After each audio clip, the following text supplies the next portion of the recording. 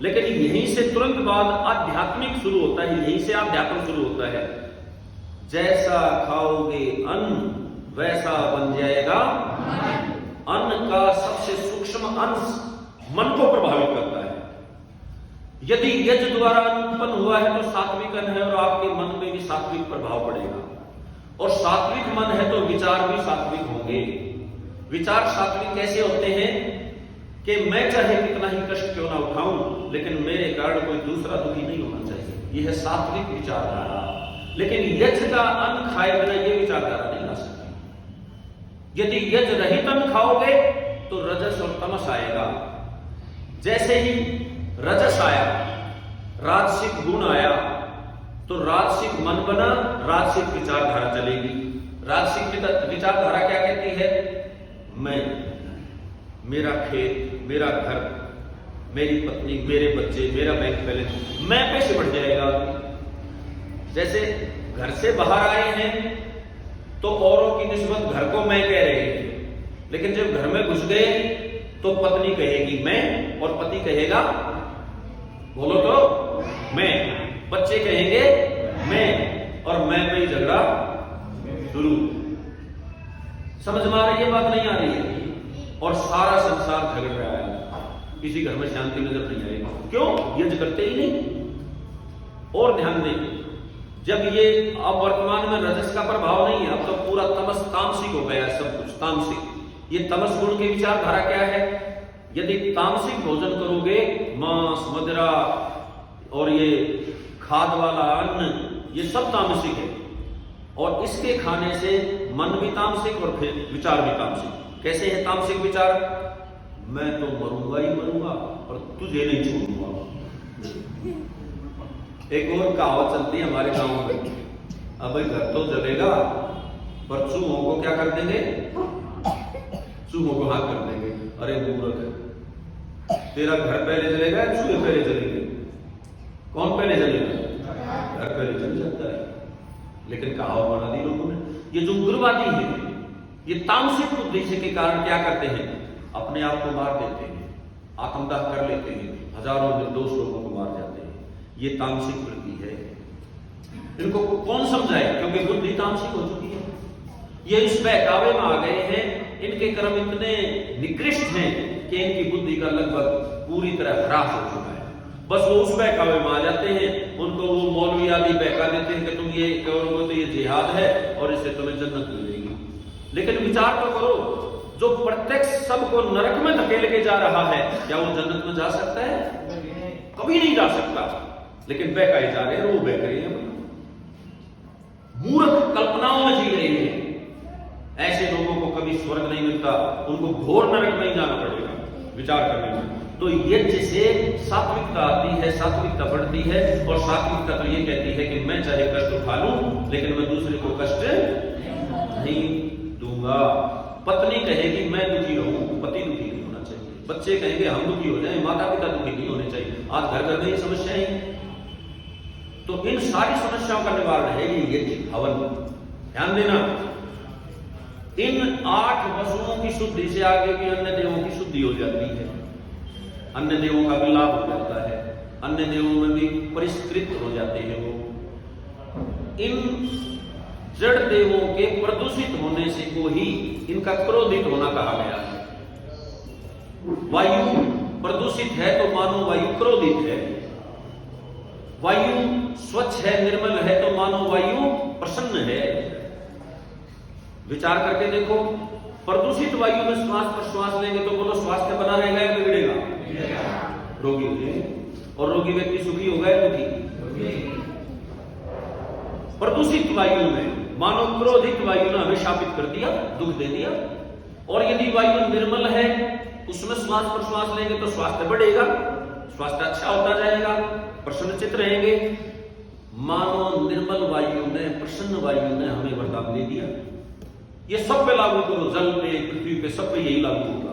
प्रदूषित है तो क्रोधित है, आपको सजा मिलेगी, आपको शापित किया जाएगा, आपको दुख मिलेगा और आपका मन तामसिक हो जाएगा तो आप स्वयं भी दुखी रहोगे।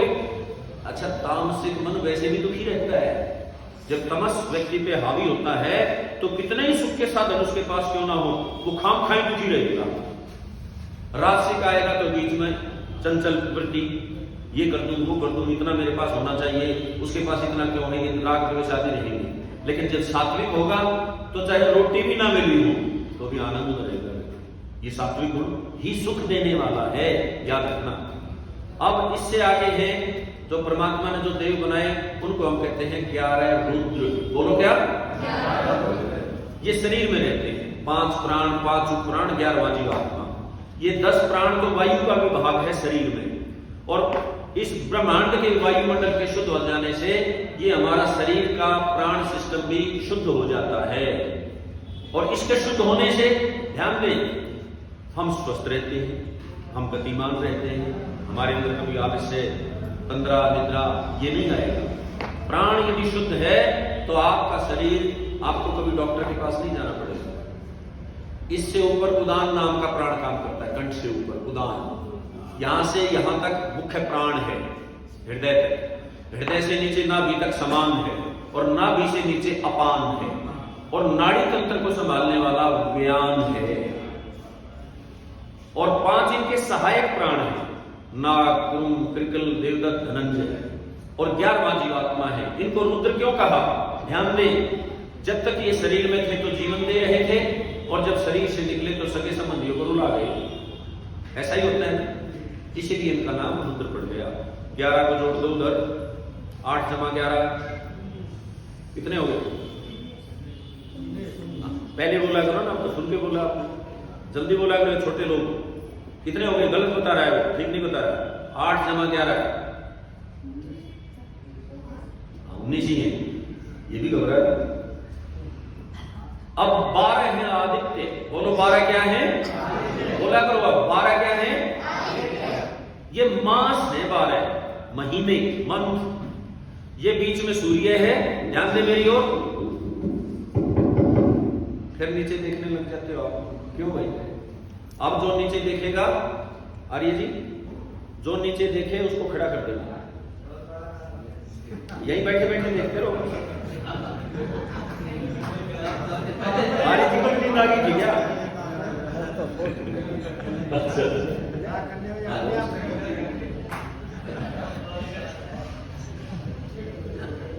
ध्यान दें, ये सूर्य और ये पृथ्वी इसका यूं चक्कर काटती है। मान लीजिए ये पृथ्वी यूं चक्कर काटती है ना, और एक ये चक्कर यूं भी काटती है अपनी धुरी पे, यूं, यही है ना इसका, ऐसे। तो ये जो इसकी गति है, ये इससे तो दिन और रात बनते हैं। जो सूर्य के सामने हिस्सा आ गया वहां दिन, और जो इधर चला गया वहां रात। और जो ये गति है, ये इस आकाश को 12 भागों में यूं बांटा गया, ये काल्पनिक बंटवारा। इससे बन गए मास। कितने?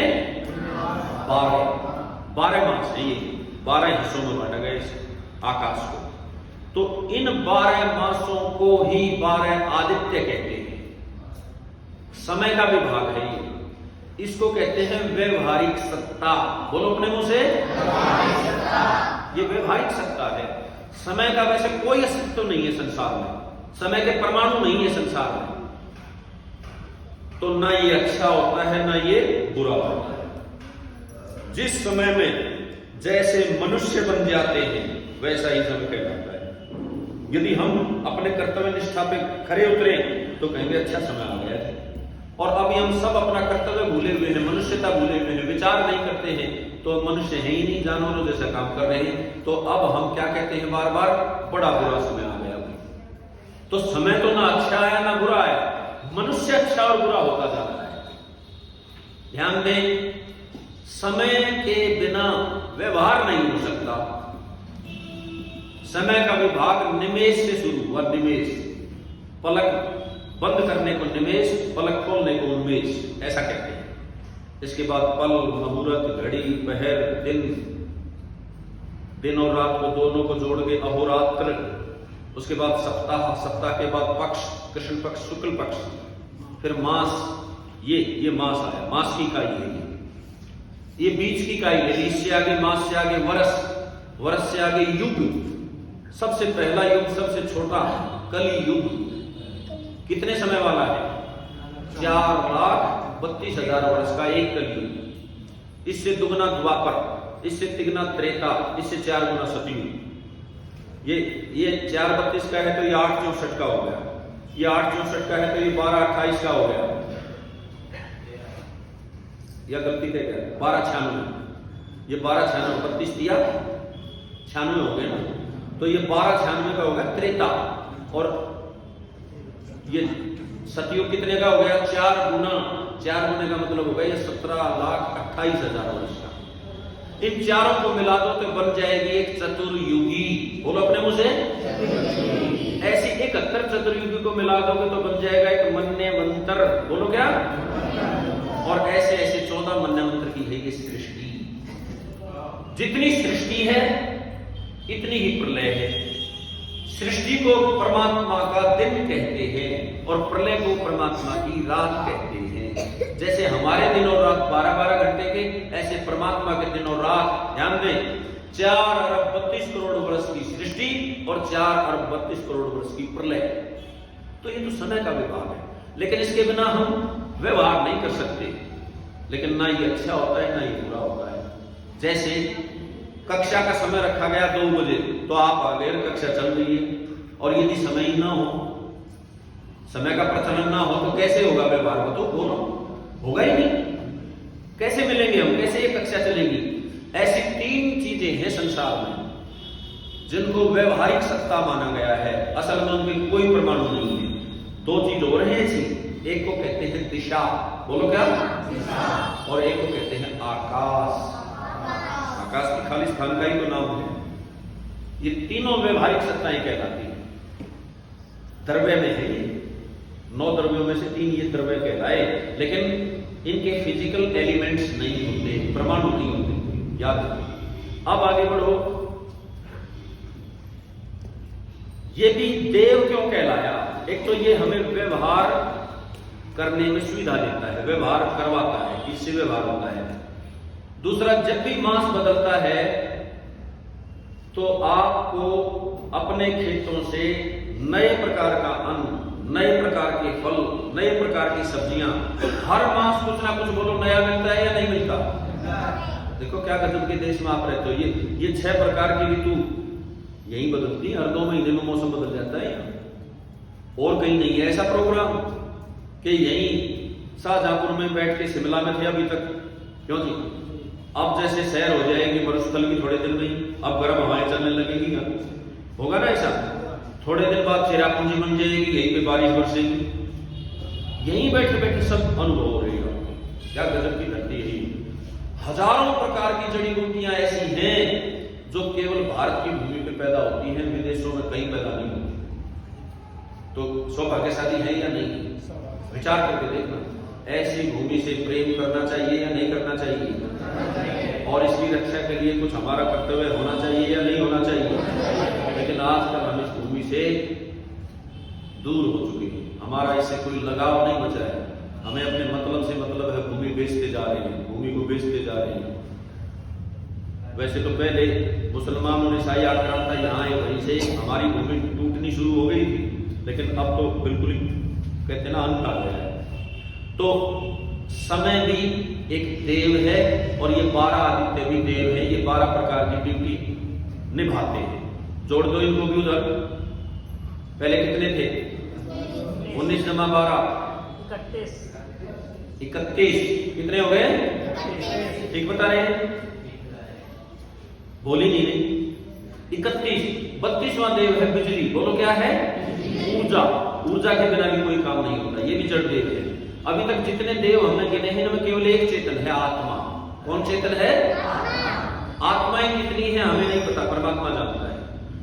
32वां देव ऊर्जा, ये भी जड़ देव है। इसका एक नाम इंद्र भी है। बोलो क्या? क्योंकि ऊर्जा के बिना पुरुषार्थ नहीं हो सकता, पुरुषार्थ के बिना ऐश्वर्य नहीं बढ़ सकते।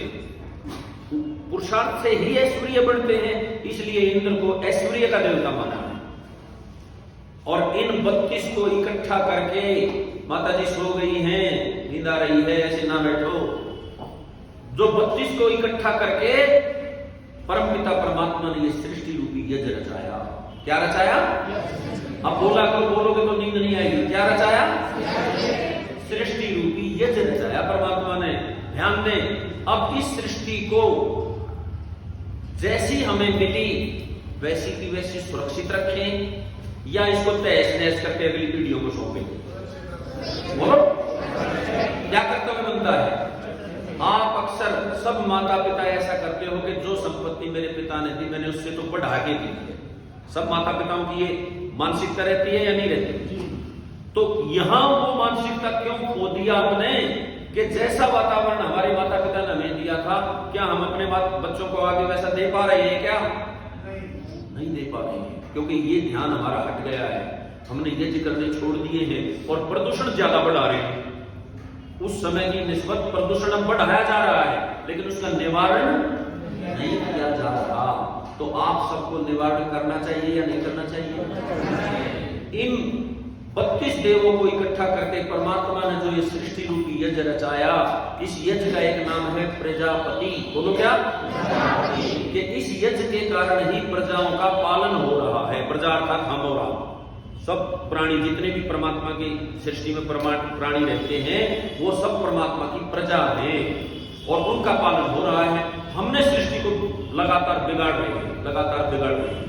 ध्यान दें, इस यज्ञ को, इस बड़े यज्ञ को यूं का यूं सुरक्षित रखने के लिए ही हमें अपने घरों में छोटे छोटे यज्ञ रचाने चाहिए रोज। और इसके लिए वो नित्यक्रम विधि रखी है, नित्यक्रम।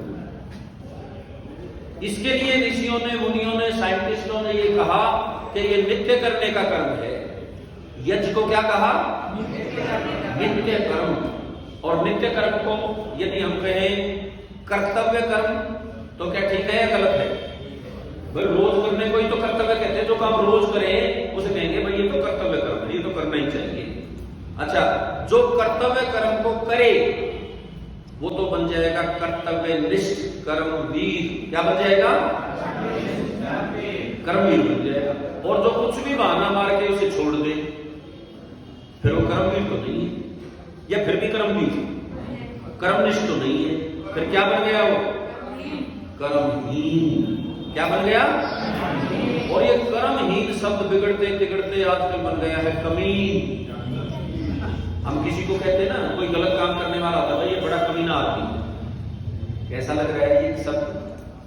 मान ले कोई हमें इस शब्द से पुकारे तो कैसा लगेगा? बोलो बोलो। ये गुरुकुल वाले चेहरा छुपा रहा है, फिर मुझे यहाँ 10-20 पत्थर लगा के जो नीचे करे उसको मारो। नींद आई? दुष्यंत नींद आएगी या पसंद? तो दिखना चाहिए चेहरा, इधर आंख रखो, नीचे आंख नहीं, इधर। तो कर्तव्य निष्ठ बनना चाहिए या कर्महीन बनना चाहिए? कर्तव्य निष्ठ बनोगे तो मानव संसार को बसाने वाले हो, और कर्महीन बनोगे तो मानव संसार का विनाश करने वाले हो। कर्तव्य निष्ठ ही देशभक्त होता है और कर्महीन ही देशद्रोही होता है। हाँ देखो, मैं ये दिखाना चाहता था आपको। इस पे लिखा है आदर्श नित्य कर्म विधि। नित्य कर्म लिखा है इस पे, मैंने नहीं लिखा, ऋषि दयानंद ने लिखा था। ऋषि दयानंद बता के गए कि ये कर्तव्य है मनुष्य के। तो नित्य करने का मतलब ही रोज करने के कर्म अर्थात कर्तव्य कर्म। तो बात समझ में आई या नहीं आई? क्या बनोगे? कर्महीन, कर्मवीर बनोगे? कर्तव्य निष्ठ बनोगे, कर्मवीर बनोगे, अर्थात अपने कर्मों पे खरे उतरोगे। तो इसका मतलब रोज यज्ञ करना पड़ेगा। ध्यान दें, रोज यज्ञ करने के लिए यदि आपके पास घी और सामग्री नहीं है तो एक छूट की धारा है हमारे पास। कब तक के लिए? जब तक आपके पास वो सामग्री उपलब्ध ना हो तब तक के लिए है ये। ऐसी पुस्तकें आप ले लेना, इसमें मंत्र याद कर लेना यज्ञ के, और उन यज्ञ के मंत्रों के अर्थ भी याद कर लेना धीरे धीरे। 6 महीने में तो हो ही जाएंगे सारे। मेरे ख्याल कितने मंत्र हैं जी? हवन के मंत्रों में कितने मंत्र हैं? हाँ नहीं, 100 मंत्र है उसमें लगभग मेरे ख्याल में ईश्वर स्तुति प्रार्थना उपासना से लेके और वहां तक 28 या 30 मंत्र हैं लगभग। तो एक दिन में एक याद कर सकते हो, या मैं कहता हूं एक सप्ताह में तो एक याद करोगे, एक सप्ताह में तो एक हो ही सकता है ना, तो 6 महीने में हो जाएगा।